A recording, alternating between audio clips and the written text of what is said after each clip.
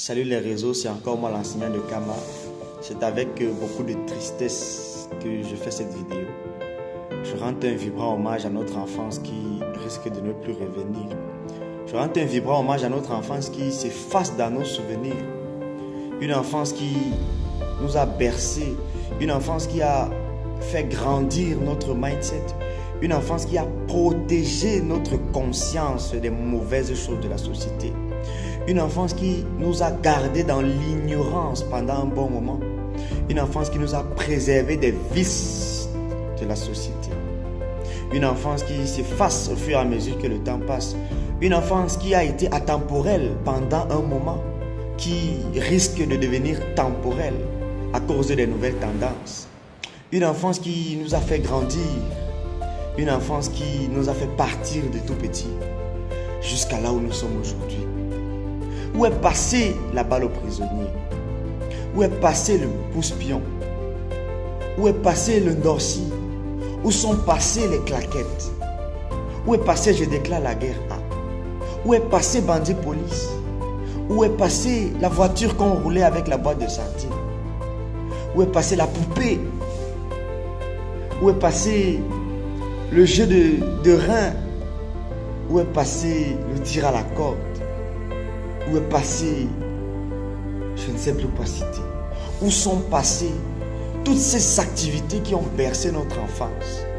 Où sont passées toutes ces activités qui nous ont préservés des vices de la société?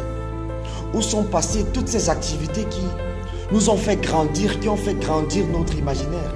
Ces activités qui nous ont organisés en groupe, ces activités qui nous ont fait grandir en communauté, ces activités qui nous ont appris les véritables valeurs, ces activités qui témoignaient de notre innocence et de notre ignorance, ces activités qui nous préservaient, qui nous maintenaient sains, ces activités qui regroupaient des âmes innocentes pour partager des activités lucratives et ludiques à la fois.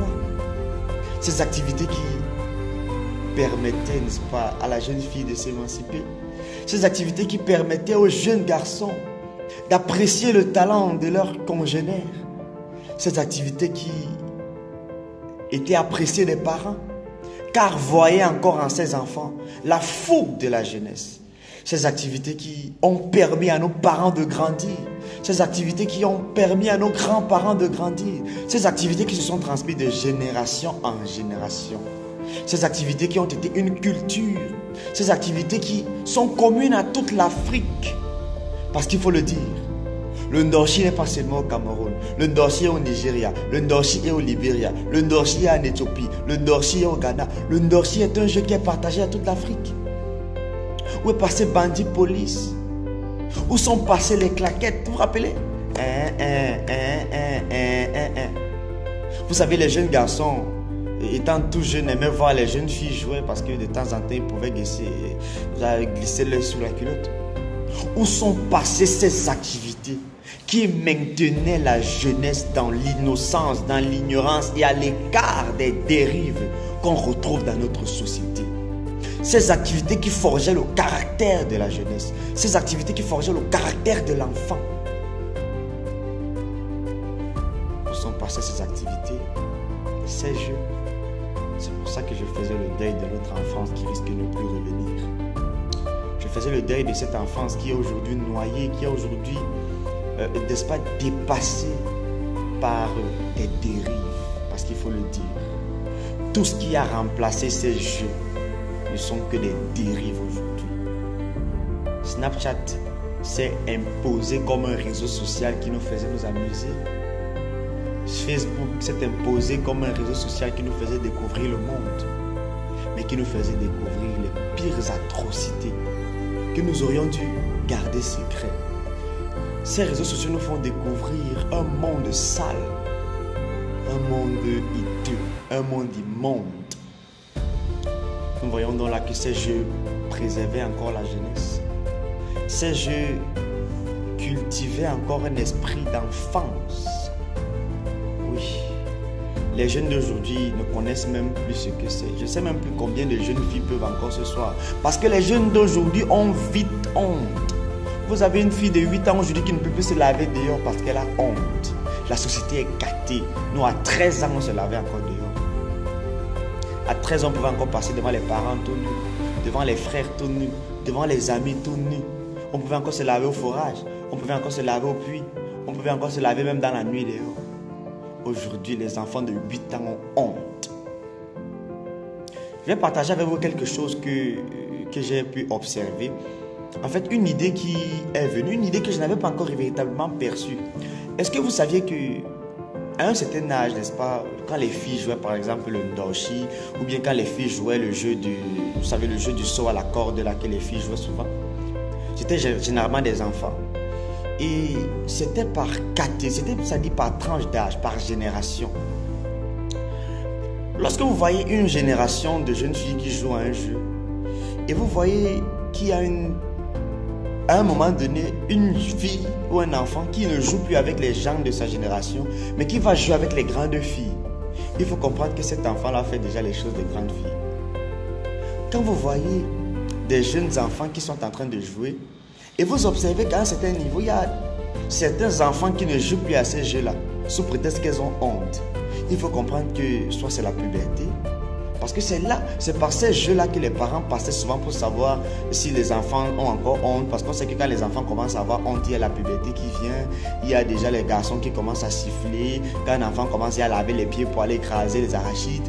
Donc, ces jeux permettaient aux parents de voir en fait l'innocence en leurs enfants. Ces jeux n'existent plus parce que l'innocence est en train de disparaître. Je fais cette vidéo comme ça pour que nous puissions analyser, comprendre en fait que nous sommes dans une société qui est dans la perdition, dans une société qui est dans le mauvais chemin, dans une société qui est gâtée et qui, principalement au regard de notre jeunesse africaine, nous sommes dans une société, dans un nouveau monde qui a des nouveaux jeux, qui a des jeux qui ne sont pas pour les enfants.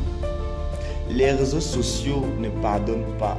Les réseaux sociaux sont bien d'une part, mais le côté sombre des réseaux sociaux fait sombrer la jeunesse. Excusez-moi de la tautologie.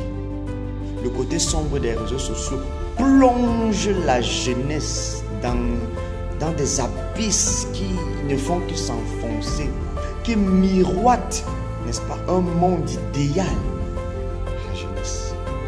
L'idéal de beauté aujourd'hui a changé, l'idéal de mode a changé, l'idéal comportemental a changé, l'idéal de modèle a changé. Les jeunes filles ne veulent plus ressembler à leur mère, ils veulent ressembler à Nicki Minaj.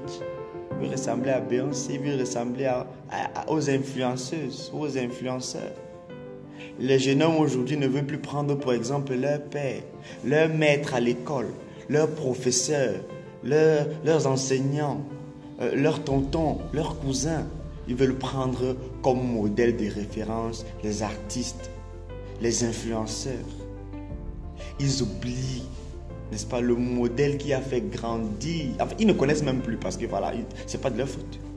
J'invite donc là tous les parents. J'invite donc là tous les jeunes parents parce qu'il y a aujourd'hui de plus en plus de jeunes parents. Parce que les filles aujourd'hui accouchent aussi de plus en plus tôt, dans une certaine mesure. C'est vrai qu'accoucher même tôt, il y a même beaucoup qui avortent beaucoup. Hein. Les avortements aujourd'hui sont graves. Bref, il y a beaucoup plus de jeunes mères aujourd'hui. C'est l'occasion pour vous qui avez vécu cette enfance-là, d'essayer de retransmettre ces valeurs culturelles, ces valeurs qui sont saines pour l'enfant.